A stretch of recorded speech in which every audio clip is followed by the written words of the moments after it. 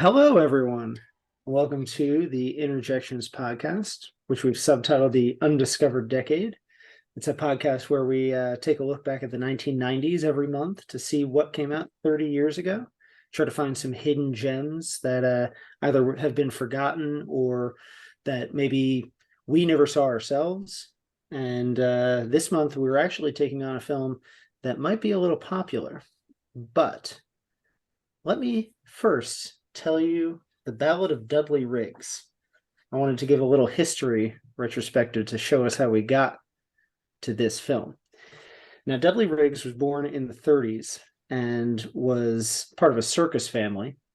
And he was a tumbler, an acrobat, a clown.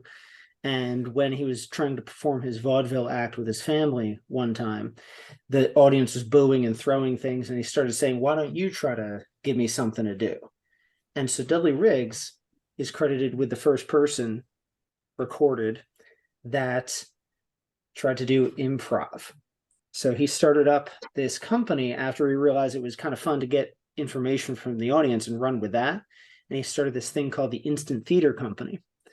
And he started that around 1954 in New York. And eventually they started traveling like he had with the circus. And he settled in Milwaukee, Wisconsin, where, because he had an espresso machine, really what he wanted to do was set up a coffee shop. So he's also credited with being the first person to have espresso in Wisconsin, which is fucking weird as hell, but you never know. So this Instant Theater Company becomes the Brave New Theater, or Brave New Workshop, I believe. And from there, he had a lot of people that you may know that were forerunners of the Second City off in Chicago, or it's kind of like a similar thing that happened with Second City and many other of these improv troupes. Mike Nichols was a part of it, Elaine May, Louis Anderson, Al Franken, Penn Jillette, several people that we have heard of. The one we want to focus on today is Pat Proft, who ended up following that up with a solo career off in LA, worked at the Comedy Store, and eventually wrote things like Real Genius and Bachelor Party, and eventually met three people that we know as the forerunners of the spoof film, the Zucker brothers and Jim Abrams. So Zucker, Abrams, and Zucker, the Zaz trio, they made Airplane, and they started off making Police Squad with Leslie Nielsen. And Pat Proft came on when they needed to write that film, and he became best friends with the three of them. And from there, they started making all these other ones, including the one we're talking about today, Hot Shots Part 2. Woo! So this came out in May 1993.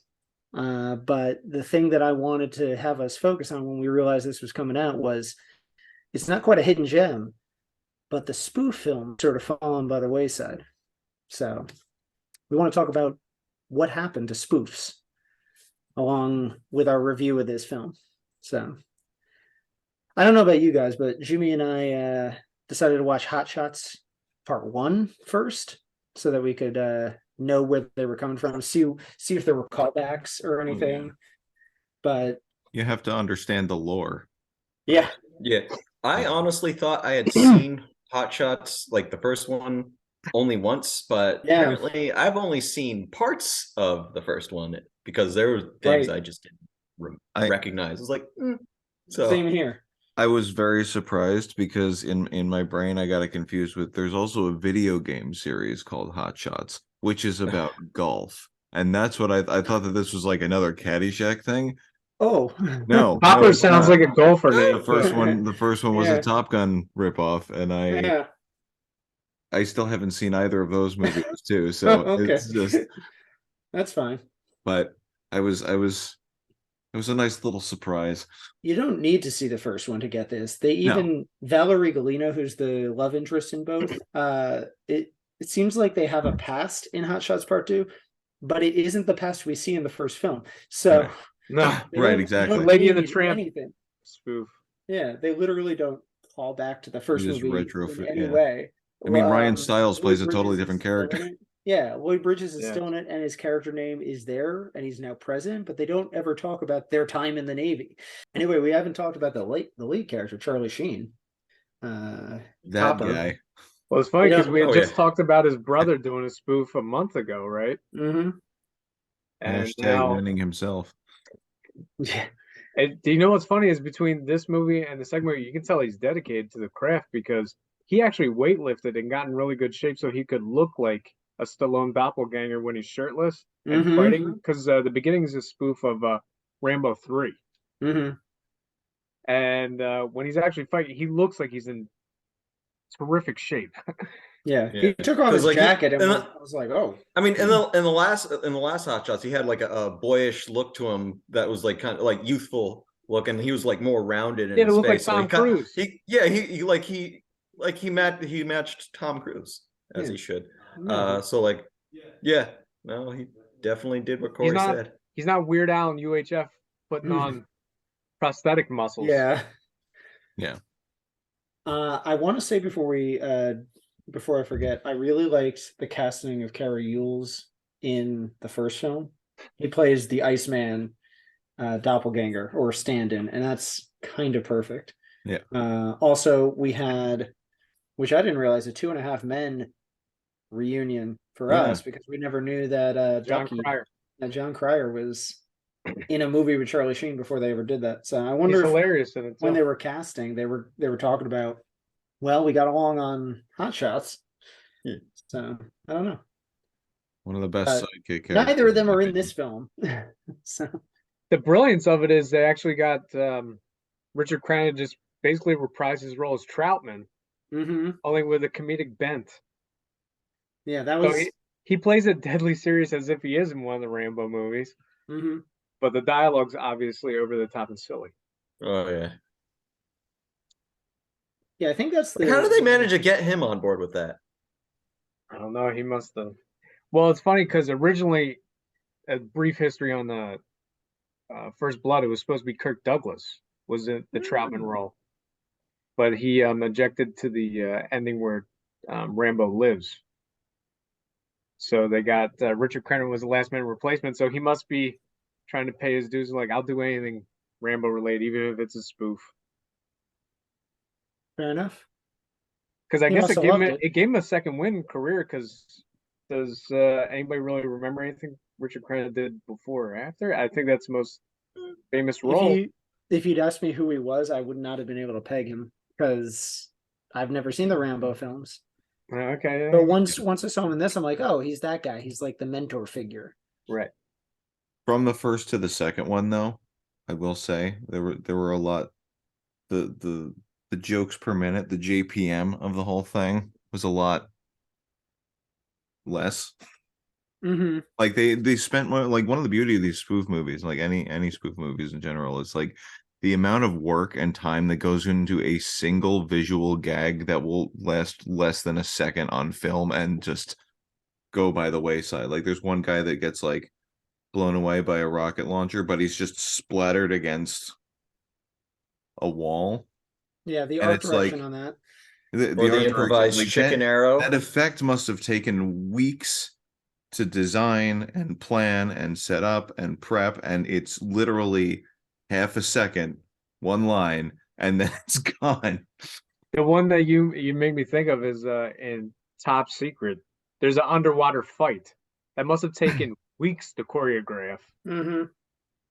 But also on top of that, with the Zucker brothers spoof movies, that you always have to constantly be looking in the background. There's jokes embedded in the background every time. So there might be a joke in the foreground, but you also have to pay attention to what's going on in the background, which is kind of something that like Barry Sonnenfeld took over with the Men in Black movies.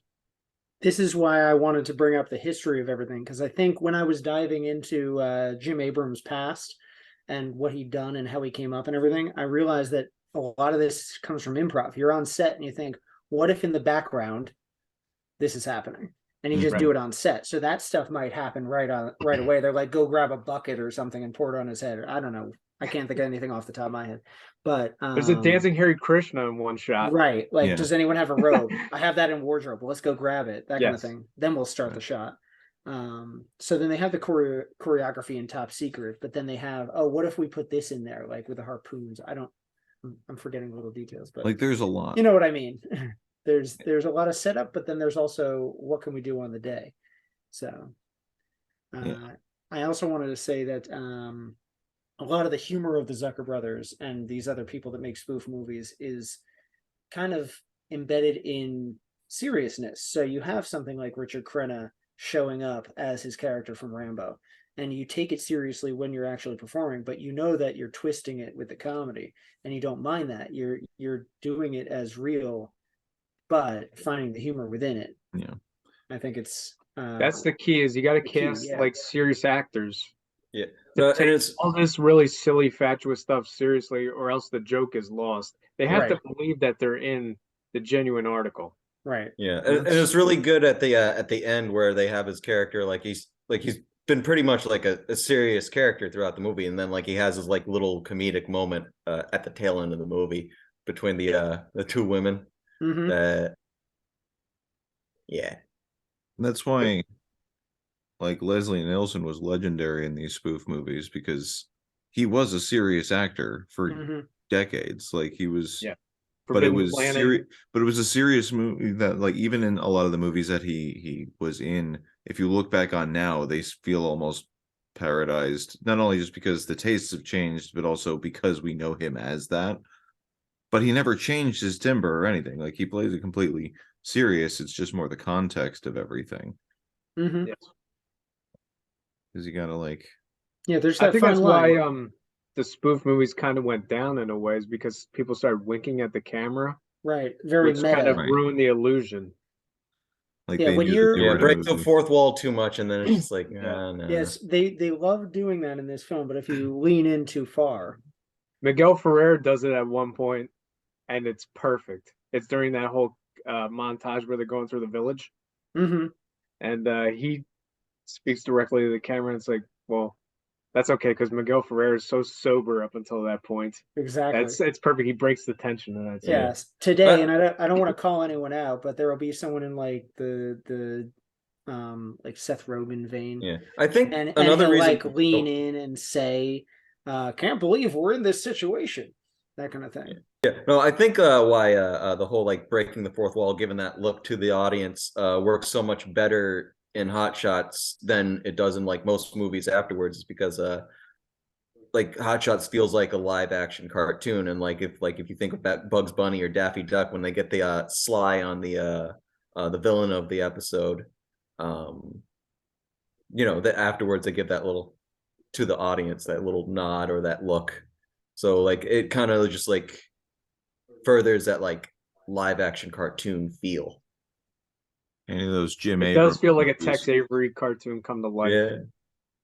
Yeah, right. I was just gonna say, like, Jim Abrams was basically doing the live action Tex Avery thing. Mm-hmm. But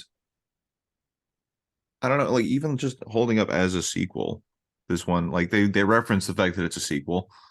At one point, they're like, it's a sequel. I had to come when Larry shows up. But the running gag of them, which I don't know, one of my favorite running gags was the fact that they keep going after Saddam after they kill him in the first one, and then he's back in like the main villain in the second one. They kill him in an on-screen, like a throwaway joke, right? Like, maybe there is. They forget about that.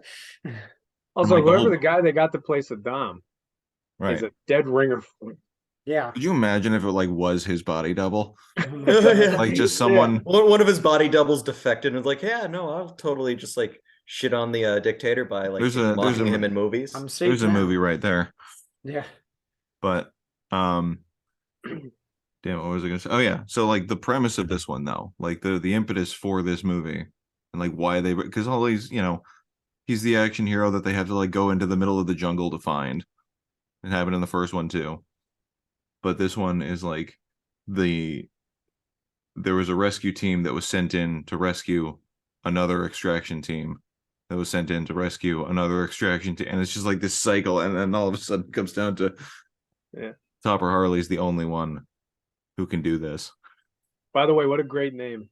Yes. What a great parody name. Topper Harley. Yeah. Yeah. It sounds like one of those 80s action heroes. It's great. And he was on top of a Harley when he was first introduced. Actually, when that happened in the first film, it reminded me of Cool as Ice. It looks like the shot from Oh, Cool oh God. Right, You know, yeah, I was I'm exactly. like, did Vanilla Ice get that from this? He just wanted to be Topper Harley and didn't. No, they got this parody? from Cool as Ice. Because Well, that happened for it wait. was in the first Hot Shots, right? Oh, right. Yeah, you're The right. first Hot Shots was 91. Yeah, but Yeah, when was which Cool as Ice? It was 90, I think, and Cool as Ice is 91. So I think they line up fine. But yeah, it reminded me. He's obviously trying to steal stuff. Listen, I'm gonna take it that this movie, that Hot Shots stole it from Cool as Ice.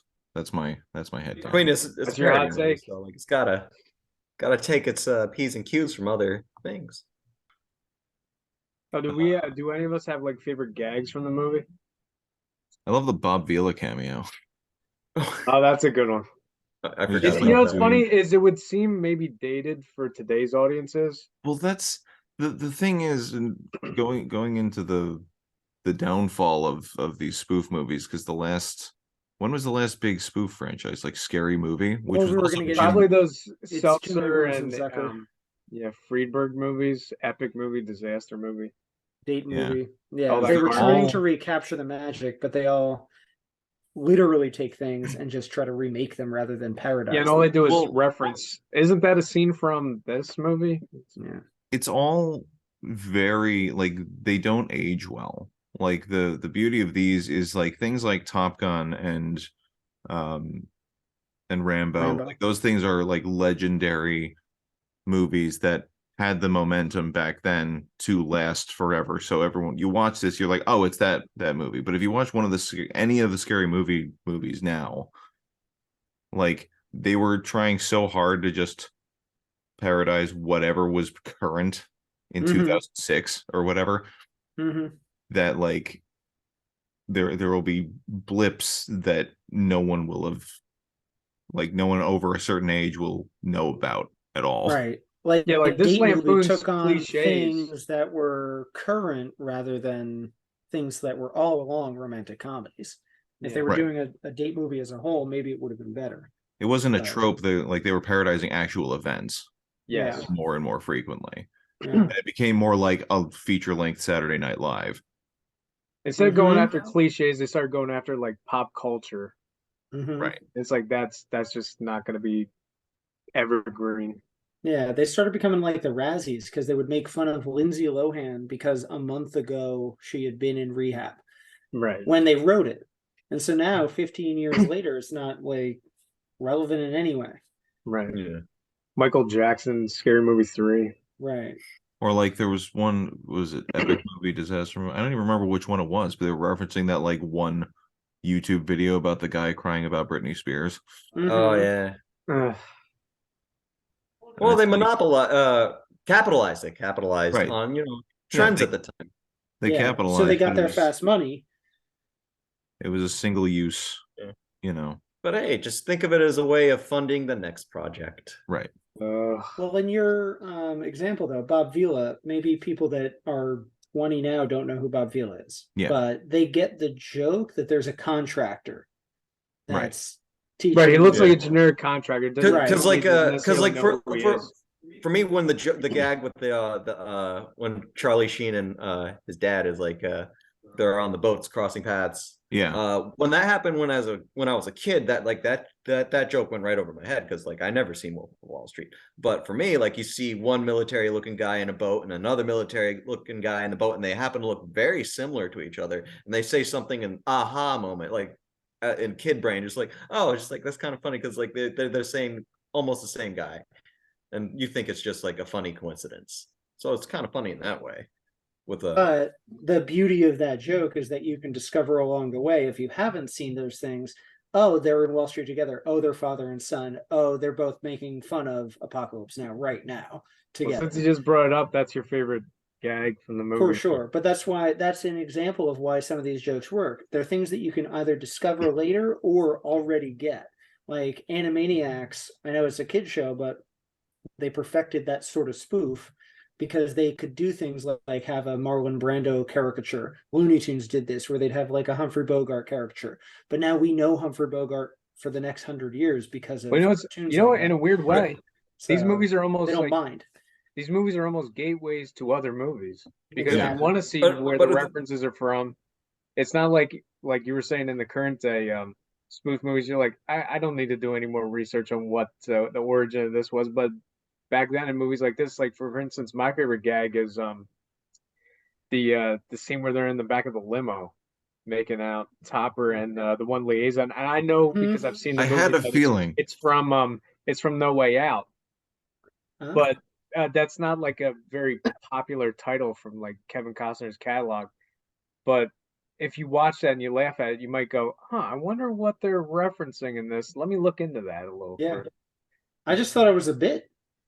But yeah, I know if it divorced from knowing that it's a parody of that, it's just a funny gag in general. Right. The limousine driver's mugging is hilarious.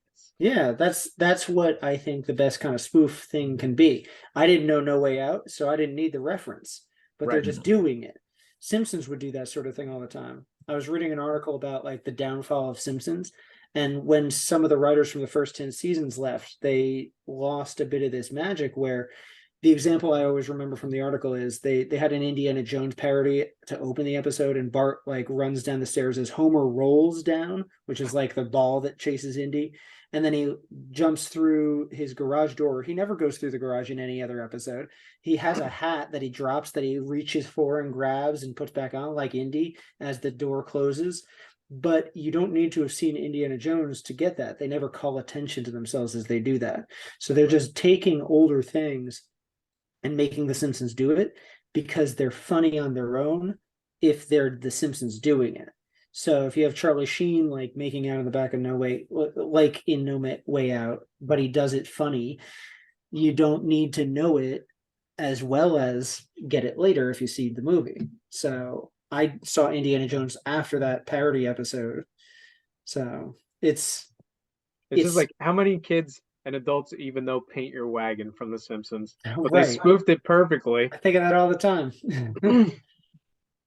Yeah, there's a thing that I think people think is funny that is referential, that is just, I know that reference, but to also layer it with a bit is funny.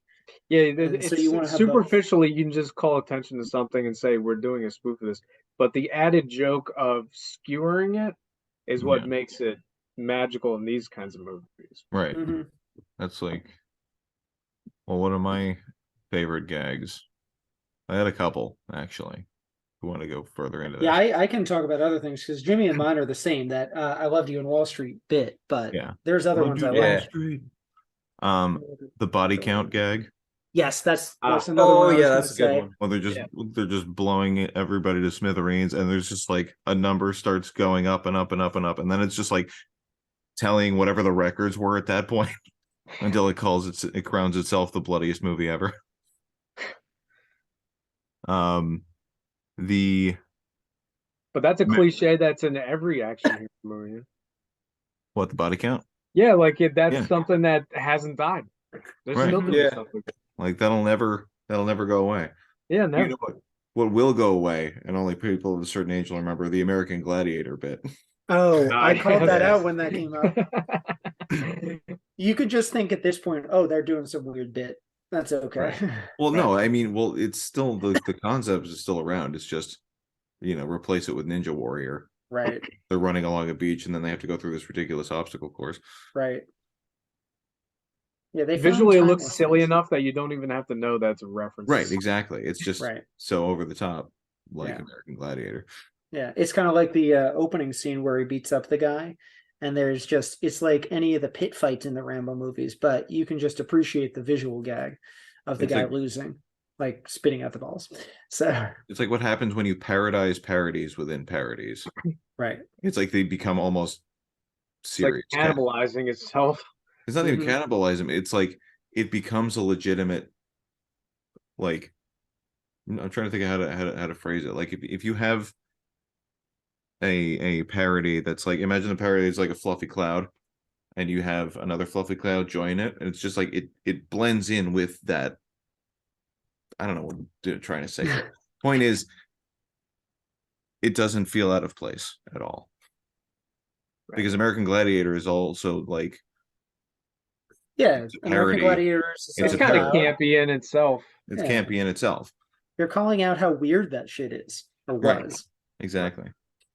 But not taking you out of the film because you're already ready for weird shit.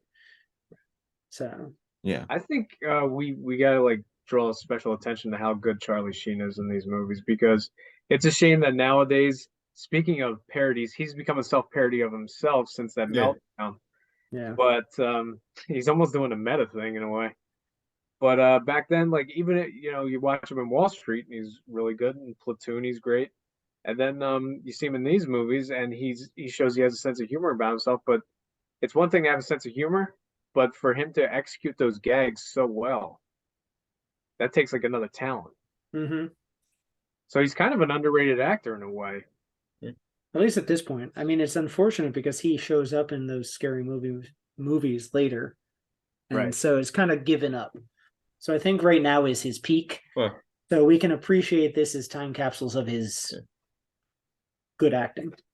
Right. But we're just to show how versatile he is. Yeah. I do like, I brought her up a little bit, but Valeria Golino, she was an Italian actress who was doing a bunch of foreign things up until she showed up for things like these two movies. And I think she has pitch perfect timing as well. Like their chemistry is great. She understands kind of the assignment where you have a straight face when you say ridiculous things. She understands that like women are always sidelined in these, but then she becomes kind of the lead for a lot of their missions. I just like her performance in these, and they're different because she's kind of a different person in the second one. She's mentioned that like this they all are best experiences of her career. Yeah. But it's funny because like I actually recognized her from something else that I've seen recently. Big Top Pee-wee. She was on the morning show for a while. Oh, she is, yes. Yeah. And I'm like, wait, I know that face. What am I? Yeah. But she's like blonde in that one, so I'm like, wait, so I had to go back and look. I'm like, wait. Interesting. So, no, to me, she's great. The funniest performer in the movie is Lloyd Bridges, though. Yeah. Everything he says is hilarious. Everything. And he predated Leslie Nielsen with having the serious reputation and then going. I was going to ask, was Sea Hunt a serious show? Oh, yeah. Okay. Yep. Well, he was actually supposed to be, Leslie Nielsen was supposed to be Lloyd Bridges' character in the original Hot Shots. Really? But Leslie Nielsen turned it down.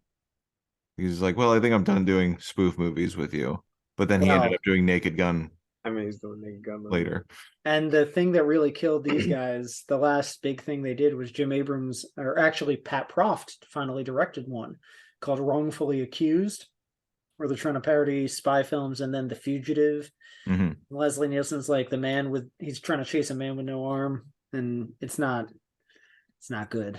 Bad. But I think they just lost their juice. So I think they started with that, and then following with the scary movies. After they kind of split up after Hot Shots Part 2, actually, and try to make their own things. Like David Zucker had directed, or was it the other Zucker, Jerry? Jerry did Ghost. Jerry did Ghost. They're trying to do like a heartfelt movie, and so they started finding their own way. And I think Jim Abrams, I found a quote from him where it's like, we liked each other. We had no acrimony or anything, or animosity, and it was just that they weren't giving us enough money for all of us to do it. And so too many heads in the same room were starting to get to be too much. And so I think when you have something like Wrongfully Accused, the two, I think it was just Pat Proft, really. When it's just one of them, they didn't have all their power. They needed to be like the Power Rangers coming together and making the whole team, They're a comedic Voltron. Right, Voltron. Come together, man. Yeah. So Leslie Nielsen on his own isn't perfect. Jim Abrams on his own isn't perfect, but That's the other shame of it. They're all in their 70s now, so there was no one to take over for them. Those guys that did Date Movie and such, I think they liked those movies, but didn't know what it took exactly. Mm-hmm. They missed the joke of it. Yeah. Because in a weird way, in these movies, you have to have an actual plot. Mm-hmm. That you have to just be somewhat coherent. You come back to the plot, move it along, make a joke, you can't, move it along. It's like one thing, like Jeff said, like there's an alarming amount of gags in this, but there has to be something like a linear through line in order to hang those gags on. And if you don't have like a streamlined plot, which is what these later movies didn't have, then it just becomes, oh, look, that's a reference. That's a reference. Well, there's no solid ground to build upon. Well, then you get into like, the difference between a spoof movie and something like Kentucky Fried Movie, where it's still a spoof movie, but there's not necessarily a through line. It's just sketch. It's an anthology movie in a way. Yeah. I've found that to be it's their first thing, the four of them, and so I think Pat isn't even there yet. John Landis directed Kentucky Fried. I think it's more that they were taking the people that had been in improv, especially those three guys, the Zaz trio, and took their sketches, and they wanted to make their own like 2-hour version of what their show was. So I think it was more practice for all these other things. Well, good still, but yeah. And when you can even see in the finale of Kentucky Fried Movie with the ninjas, that's sort of like the finale of this, actually. Yeah. So it's interesting for this to watch the lifespan of this genre too, because in the mid 2000s it blows up because like you start doing epic movie and disaster movie and all these things that are just like vaporware. Like it's just nobody it's throwaway gags. But then once they start doing things like Austin Powers and Walk Hard and things like that, where it's like it's a singular focus on one character that's spoofing the other genre, but it's not like specific references. Yeah, you're right. Yeah, like Austin Powers is parodying like Bond, but it's also parodying like the Ipcris file, which modern day audiences don't know what that is. But it's spoofing the spy genre in general. So it's taking, like you said, tropes from that whole genre. It is interesting. So I didn't even think of those two. They did kind of continue this vein, but how did they find the comedy, whereas something like Date Movie didn't? Well, it's just like a more focused thing. It's not they're not like scattershotting jokes. Well, like epic movie and Date Movie and disaster movie, could you even tell me what the plot of those is? Right. Yeah, I think that's the point, I guess, where they had a plot. Like Walk Hard is deconstructing the biopic, but it's also taking itself seriously.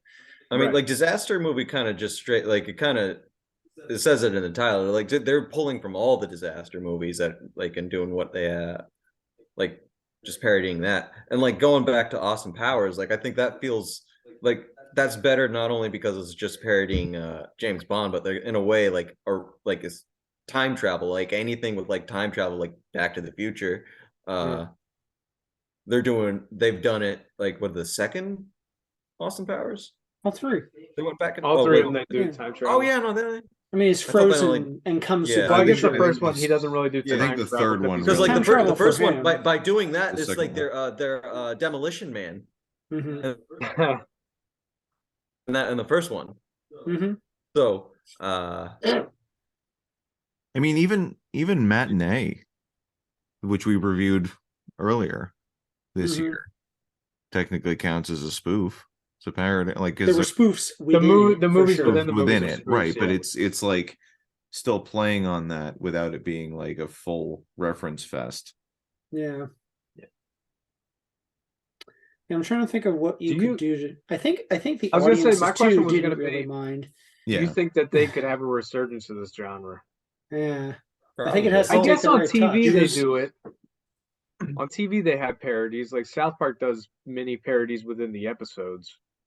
The other thing to think about is that maybe when they were making them, like these movies didn't have longevity in mind. you know, like you guys said, they're there to make a quick buck. They're quick self-referential things. It's a popcorn movie that no one's gonna rush out and buy when it comes to home video in 2 years. Like, it's just they're making topical comedy that just happens to have through against all odds lasted the test of time. Well, it's funny, you ask if they could do this again, and they came together, does what Date Movie proposed they could do. No, you're right. So so David Wayne is kind of, I was gonna say, well, we'll get to it at the end of the episode when we pick our favorite spoofs, but David Wayne and some of those guys from the state are really good doing that.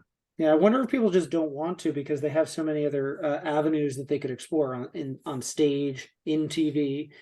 I mean, it's hard to bankroll these things, especially when maybe the producers are just like, well, look at Epic Movie, it didn't do well enough. Right. So, and that these people have all aged out that were doing specifically hot shots type things, airplane type things. Maybe they just don't want exactly this anymore. So it'll have to be something more along the lines of They Came Together, where it's like an homage, but not per se joke per minute. Yeah. I was going to say, we didn't bring up the godfather of all these comedies, Mel Brooks. Yeah. And the thing is, he's in his 90s now. So he sort of stopped doing this around the 90s. And with Leslie Nielsen. Right. He sort of had his own Leslie Nielsen death knell with Dracula Dead and Loving It in a couple of years. And he sort of lost the juice too, but I think it was more his peak was so perfect. Maybe he didn't want his run to be marred by any bad films, you know?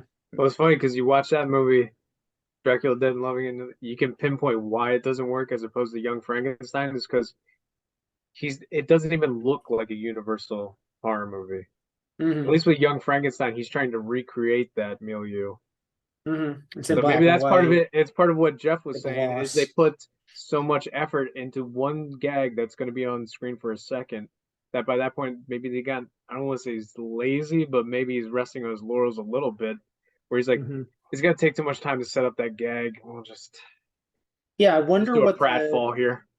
I remember reading that Gene Wilder and Mel Brooks would write Young Frankenstein on their breaks during Blazing Saddles. They'd be sitting he'd be in his cowboy costume coming up with the story for Young Frankenstein. Like, oh, we like the priest, so let's get someone to a blind priest and he doesn't see Frankenstein's hands, that kind of thing, like on set. So I wonder if during Dracula Dead and Loving It, it was just like, hey, can you do a Dracula parody? And so he's busy with other things. Who knows? Maybe he's trying to make the producers on stage at the time. So he's being pulled in too many different directions. I don't want to conjecture exactly why it's not as good, but maybe it's just he was overwhelmed or, like you said, kind of let it go. It also becomes, the market becomes so saturated that you're on set and you think of things that you're like, oh, we should have done this, but we don't have the time to do it. And it's just, by the time between writing it and getting to set, the references already become dated. Yeah. Corey and I are always lamenting political comedies. They never really get it because by the time they come out, it's like 2 years after those bits were funny. Right. Like Man of the Year was supposed to parody stuff like Clinton, but it comes out in 2006. So it's like, this is way too old. Well, then I just parodied the system itself, which is why I actually enjoy Man of the Year as a kid. So I think if you look at it that way, you can still find comedy in it. But, Swing State is more of a drama. So I think it's like a Capra-esque fable too. Right.